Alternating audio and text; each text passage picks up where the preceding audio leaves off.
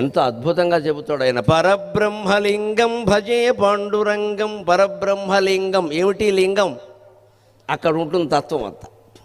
పుల్లింగం స్త్రీలింగం కాదు. పుంలింగం స్త్రీలింగం అంటే ఏమిటో తెలిస్తే లింగం అర్థమవుతుంది. పుంలింగం అంటారు పురుషుడు అని చెప్పడానికి, స్త్రీ అనడానికి స్త్రీలింగం అంటారు. ఈ రెండు కాదు అనడానికి నపుంసకలింగం అంటారు. ఏమిటి? అతను పురుషుడు అని చెప్పదగిన చిహ్నాలు అతనిలో ఉన్నాయి, అది పుల్లింగం. ఆమె స్త్రీ అని చెప్పడానికి అవసరమైన చిహ్నాలు, కొన్ని గుర్తింపులు అందు ఉన్నాయి, అందుకని స్త్రీలింగం.